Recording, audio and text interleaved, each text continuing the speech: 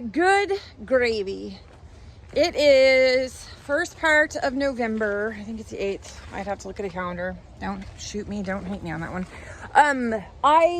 As a lot of gardeners around here, I'm out kind of trying to tidy up the poor garden.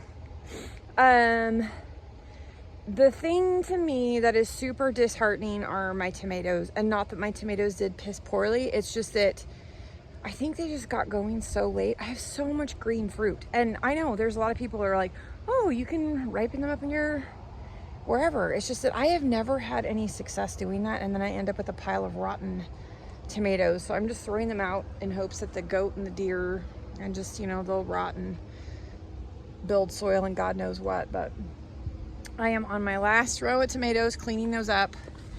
Kind of a sad state of affairs here. Things that I won't clean up and pull out are kale, collards, leeks, onions, broccoli, Brussels sprouts, all that stuff. Because here in Southwest Washington, Zone 8, whatever the heck far we are, those things will be fine. They'll take a freeze. And actually, here's a little fun fact. If you didn't know this, things like kale and collards, if they freeze or get frosted, they then become sweeter. So honestly, that's the best time of year to hook somebody on kale and collards, because that's to me like it's like leafy green candy. Yeah, leafy green candy. I won't pull out the row of celery here behind me. Some of that stuff will stay and I'll just harvest off of it as I can. And then if I leave that in the ground, it'll start to grow again this next spring. I need to pull up like zinnias.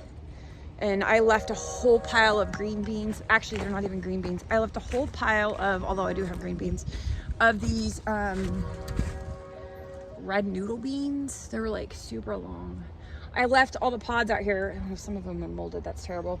But what I'll do is I'll harvest those pods and I will probably put them into my greenhouse and let them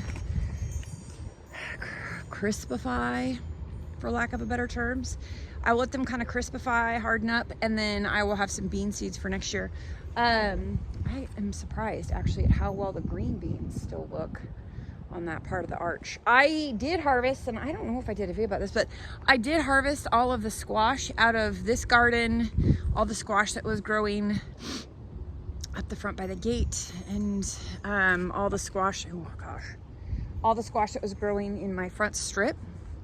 I, just in pumpkins, covered 2 pallets of pumpkins, and I had multiple wheelbarrow loads of Thelma Sanders, acorn, and butternut squash, this is the best problem to have. Like, I am giving squash away to people, and I have a whole pile of it in my garage for winter consumption. Yeah, I really love the Thelma Sanders squash.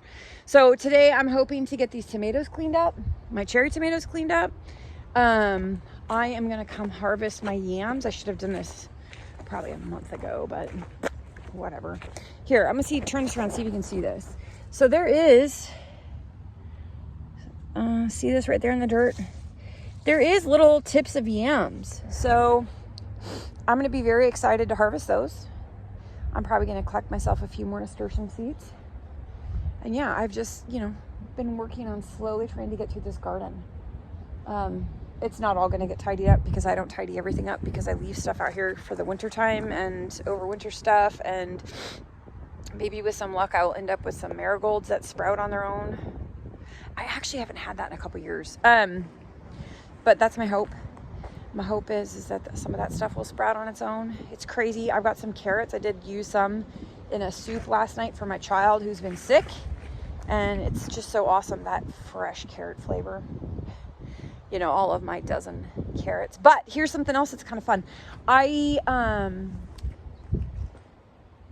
Oh, that's where I found the mole hole. Out here in the carrot bed where I'd thrown a whole bunch of carrots, like I have carrots that are finally starting to sprout. It's so weird.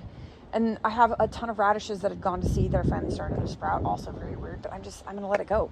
Because if you can get anything to grow during this time of the year, and maybe it'll make you some spring food, there's nothing wrong with that.